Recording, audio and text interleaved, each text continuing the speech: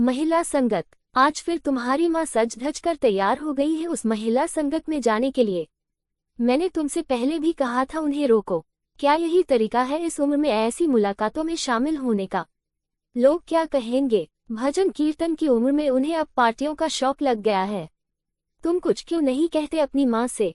पत्नी ने अपने पति से घर की दीवारों के बीच सास की शिकायत करते हुए कहा। तुम सही कह रही हो, अब लगता है माँ ने सच में सीमा पार कर दी है। अभी जाकर बात करता हूँ। पति भड़कते हुए माँ के कमरे में पहुंचा। माँ, मुझे आपसे कुछ कहना है। हाँ बोलो, माँ ने अपनी साड़ी का पल्लू संभालते हुए कहा। माँ, बुरा न मानिएगा लेकिन आपने ये क्या शुरू कर रखा है? हर महीने वो महिला संगत, क्या ये सच में ठीक लगता है?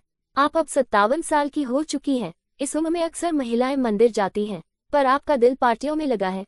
लेकिन जब तुम लोग दिल्ली में रहते थे तब तो तुम्हारी पत्नी भी ऐसी ही मुलाकातों में जाती थी। तुमने कभी कुछ नहीं कहा, न ही मैंने उसका विरोध किया। वो अलग बात है माँ, वो आज की पीढ़ी की है। लेकिन क्या आपकी उम्र में ये सब उचित लगता है?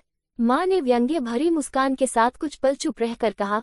क्या तुझे याद है बेटा, 10 साल पहले जब तेरे पिताजी का निधन हुआ तब तू दिल्ली में था। बस 20 दिन की छुट्टी लेकर आया और फिर अपनी पत्नी को लेकर चला गया। क्या तुझे पता है कि मैं उनके बिना कैसे अकेली रही? ये घर मुझे काटने को तैयार लगता था। जब तक ऑफिस में रहती तब तक लगता काश घर न लौटना पड़े। लेकिन शाम होते ही हर पक्षी को अपने आशियाने की ओर लौटना पड़ता है, चाहे मन हो या ना हो। उसी समय मेरी इन्हीं सहेलियों ने मुझे सहारा दिया, जीने का हौसला दिया, मुझे फिर से जीना सिखाया। अब अगर मैं अपने दोस्तों के साथ कुछ पल बिताना चाहती हूँ, खुश रहना चाहती हूँ, तो इसमें क्या बुराई है? क्या दोस्ती की भी कोई उम्र होती है?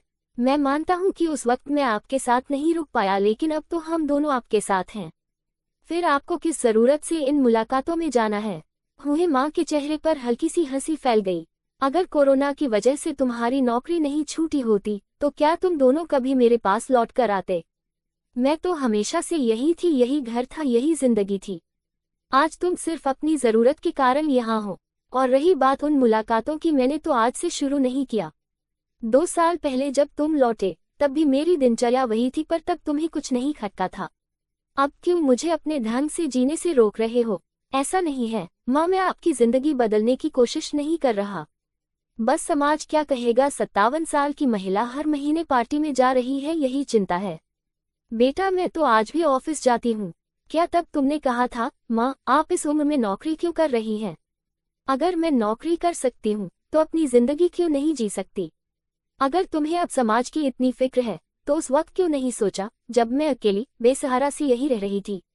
आज जब मैंने अपने हिसाब से जीना सीख लिया है तब तुम्हारी नाक कट रही है। और हाँ, समाज की बातें घर से ही शुरू होती है, बाद में बाहर नहीं। अगर तुम्हें और बहू को मेरी जीवन शैली पसंद नहीं तो वापस दिल्ली जा सकते हो, क्योंकि मुझे पता है तुम सिर्फ तब तक यहाँ हो जब तक तुम्हें कहीं और आश्रय न मिल जाए। और मैं खुद को फिर से तोड़ने के लिए तुम पर उम्मीद नहीं लगा सकती।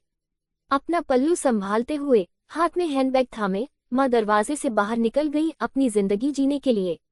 और बेटा बहू एक दूसरे का चेहरा देखते रह गए, खामोश, अपराध बोध से भरे। दोस्तों, आपको ये कहानी अच्छी लगी हो तो प्रतिदिन कहानी पढ़ने के लिए चैनल को लाइक, शेयर और सब्सक्राइब जरूर करें और कमेंट में अपना राय जरूर बताएं। धन्यवाद।